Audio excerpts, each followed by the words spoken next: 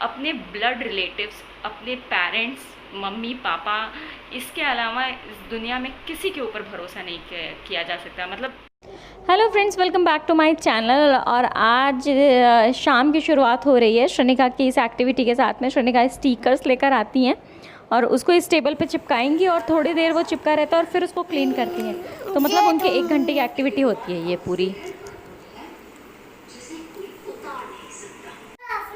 ये एक्टिविटी करने के बाद मैं अब श्रनिका की फ्रेंड आ गई थी, तो श्रनिका और आद्या दोनों मिल करके ये बबल्स खेल रहे थे। मैं एक्चुअली निकाल रही थी बबल्स और वो दोनों एंजॉय कर रहे थे। तो इसी तरीके से आजकल हमारी शाम और दिन बीत जाता है बच्चों के साथ में।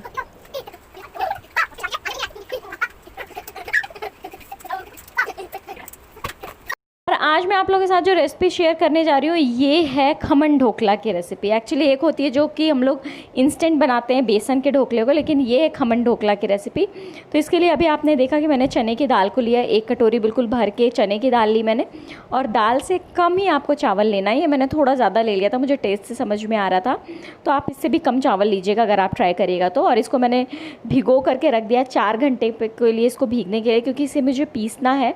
तो जब ये अच्छे से सोख हो जाएगा तो उसके बाद फिर अब मैं इसको देखिए पीसने के लिए डाल रही हूँ। इसको जब मैं यहाँ पे पीसने के लिए डालूँगी तो इसके साथ ही मैं कुछ और चीज़ें भी ऐड कर दूँगी, जैसे कि ये लहसुन और मिर्चा और अदरक है उसको भी इसी के साथ में डाल दूँगी। इसके साथ में दही लेकर के आप कम से कम आधे कटोरी के लगभग दही ले लीजिए और उसको डाल दीजिएगा। ये सारा मेज़रमेंट मैंने सेम बोल से ही किया है। उसके बाद उसमें हल्दी डालूंगी, नमक ज़्यादा नहीं क्योंकि अगर तेज़ हो जाएगा तो मुश्किल हो जाएगी, और नमक डाल दिया मैंने। और ये रिफ़ाइंड ऑयल ऐड कर दिया। इससे क्या होगा कि जो ढोकला बनेगा वो बहुत सॉफ्ट बनेगा। और ये इसको मैंने पीस लिया। पीसने के बाद ये कंसिस्टेंसी होगी, बहुत ही महीन नहीं पीसाता, इसी तरीके से रहता। और फिर इसको मैं रात भर फर्मेंट होने के लिए किसी गर्म जगह पर मैंने छोड़ दिया था, और सुबह देखिए ये इस तरीके से अच्छे से फर्मेंट हो गया। उसके बाद लगभग आधा पैकेट इनो का आपको इसमें ऐड करना है। मैंने पूरा डाल दिया था जो कि मुझे कहीं ना कहीं लग रहा था कि ज़्यादा है। तो इस तरीके से पूरे आप इनो को ऐड करिए। और इनो को ऐड करने के बाद ध्यान रखने वाली चीज़ है कि पानी डालिएगा और एक ही डायरेक्शन में मिक्स करिएगा, दोनों डायरेक्शन में मत मिक्स करिएगा, एक ही डायरेक्शन में मिक्स करिएगा। और तब तक जब तक ये जो वाइट कलर का जो झाग है वो ख़त्म ना हो जाए। तो ये मेरा रेडी हो गया मिक्स करने के बाद। अब ये मैंने कंटेनर ले लिया जिसमें मुझे इसको बेक करना है। तो मैंने उसमें ऑलरेडी नीचे रिफाइंड लगा दिया था और अपने सारे बैटर को मैंने उसमें पोर कर लिया है। और अब इस तरीके से ठोक करके मैं इक्वल कर ले रही हूँ लेवल को, ताकि लेवल इक्वल हो जाए। और उसके बाद ये मैंने भगोना चढ़ा दिया हुआ है पानी बॉयल होने के लिए। नीचे मैंने स्टैंड लगा दिया था और इस खमन ढोकले के बैटर को मैं इसमें डाल दूंगी और 25 मिनट के लिए मैं इसको इसमें डाल करके ढक दूंगी। 25 से 30 मिनट में ये पक जाता है। और ये देखिए मेरा ढोकला बिल्कुल रेडी होकर के निकल गया है। आप देख सकते हैं कि ये बिल्कुल ड्राई है, अच्छे से पक चुका है। अब मैं इसको अच्छे से कट कर दूंगी पीस में, और कट करने के बाद फिर मैं तड़का तैयार करके और फिर इसको अच्छे से तड़का दूंगी ताकि ये खाने के लिए रेडी हो जाए। तो तड़का बनाने वाली क्लिप मेरे से शायद मिस हो गई, या बहुत ही सिंपल इसका तड़का होता है। तो तड़का देने से पहले इस पर मैंने ऐसे धनिया पत्ती को अच्छे से काट करके और फिर इस तरीके से अच्छे से मैंने उसके ऊपर स्प्रेड कर दिया। और ये जो मेरा तड़का मैंने तैयार किया था, नॉर्मल जो तड़का तैयार करते हैं ना बेसन वाले ढोकले के लिए, वही तड़का। ये तड़के में कुछ भी स्पेशल नहीं था। तो उसको अच्छे से स्प्रेड करिए, क्योंकि ये जब अच्छे से स्प्रेडिंग होती है ना तभी इसका टेस्ट अच्छा निकल के आता है। और अगर आपके पास फ्रेश कोकोनट हो तो उसको अच्छे से ग्रेट करके और आप इसके ऊपर स्प्रेड करिएगा। मेरे पास नहीं था इसलिए मैंने ये कोकोनट का बुरादा इसके ऊपर डाल दिया। और बस इस तरीके से मेरा खमन ढोकला बन करके तैयार है। अगर पसंद आया होगा तो लाइक ज़रूर करिएगा इस वीडियो को। Hello friends, happy independence day, क्योंकि आज का मेरा व्लॉग 15 अगस्त को ही जाएगा। तो इसीलिए आप सब लोगों को स्वतंत्रता दिवस की बहुत सारी शुभकामनाएं। उम्मीद करती हूँ कि आप सब लोग बहुत अच्छे से होंगे, सेफ होंगे, घर पे बैठे होंगे कोरोना के टाइम में। लेकिन फिर भी मुझे लग रहा है सिचुएशन काफ़ी जगहों पे अब बेटर होना शुरू हो गई है। आपके यहाँ पे क्या सिचुएशन, मुझे कमेंट करके ज़रूर बताइएगा। और आज के दिन मुझे लगता है कि सिर्फ सभी को अपने अभिव्यक्ति की बहुत ही आज़ादी होनी चाहिए, मतलब बहुत ज़रूरी है ये। लेकिन एक चीज़ हमेशा सबको ध्यान रखनी चाहिए कि कोई भी चीज़ बोलने से पहले, मतलब जो अभिव्यक्ति की आज़ादी है उसका इस्तेमाल करने से पहले, अगर आप किसी भी टॉपिक के ऊपर बोल रहे हैं तो मेक श्योर कि आपको उसके बारे में डिटेल जानकारी हो। सिर्फ एक दो सोशल मीडिया की पोस्ट पढ़ के या मतलब गलत इन्फॉर्मेशन लेकर के या आधी अधूरी इन्फॉर्मेशन लेकर के आपको किसी भी पक्ष में नहीं बात करनी चाहिए।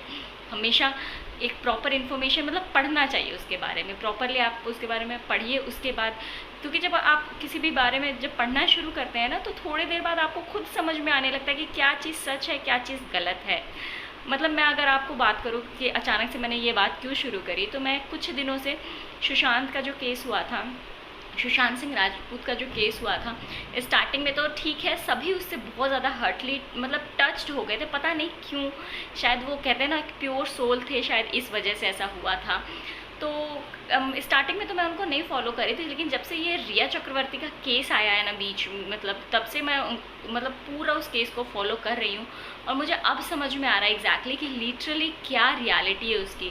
जो चीज़ें मतलब टीवी में देखा करते थे सुना करते थे वो उस कैरेक्टर को रियलिटी में प्ले कर दिया रिया चक्रवर्ती ने। मुझे नहीं पता कि क्या है अभी असलियत, क्योंकि ऑब्वियसली CBI लगी हुई है तो मतलब उसके बारे में कुछ भी कमेंट करना सही नहीं होगा, लेकिन स्टार्टिंग से ही सबको डाउट था, everyone get doubt on Sushant death कि वो एक नेचुरल सुसाइड केस तो नहीं था, वो तो सबको समझ में आ गया था जब सुना गया था। मतलब उस दिन दोपहर को मैं बैठ के खाना खा रही थी और एकदम से न्यूज़ में फ्लैश हुआ कि सुसाइड कर लिया, तो मतलब मुझे बड़ा अजीब सा लगा कि ऐसा कैसे हो गया। और सब कह रहे हैं कि उनका करियर ढलान पे था, मुझे नहीं लगता कि मतलब मेरा एक ऐसा पर्सनल, अभी तो उनका करियर शुरू हुआ था, अभी उन्होंने कितनी मूवीज़ ही की थी, 10 मूवीज़ मुझे लगता है करी थी। हाँ ये ज़रूर था कि उनके प्रोजेक्ट्स डाल दिए गए, नेपोटिज्म वाला केस हुआ, वो सारी चीज़ें अलग है, लेकिन मतलब रिया की जो चीज़ें खुल कर आ रही हैं सामने वो देख करके तो लग रहा है ओ माय गॉड ये क्या क्या किया उसने, अभी पता नहीं क्या क्या सामने आना बाकी रह गया है। तो इसीलिए आप लोगों से बोल रही हूँ कि अपने ब्लड रिलेटिव्स, अपने पेरेंट्स, मम्मी पापा, इसके अलावा इस दुनिया में किसी के ऊपर भरोसा नहीं किया जा सकता। मतलब इस सुशांत के केस ने ये चीज़ बिल्कुल प्रूफ कर दी।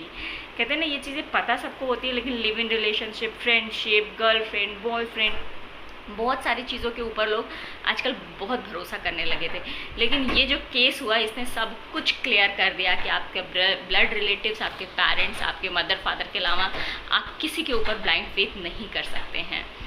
तो बस यही था आज का मेरा ये मैसेज कि अभिव्यक्ति की आज़ादी ज़रूर होनी चाहिए, लेकिन बिना पढ़े बिना जानकारी किए हुए किसी भी बात के ऊपर आपको कमेंट नहीं करना चाहिए कि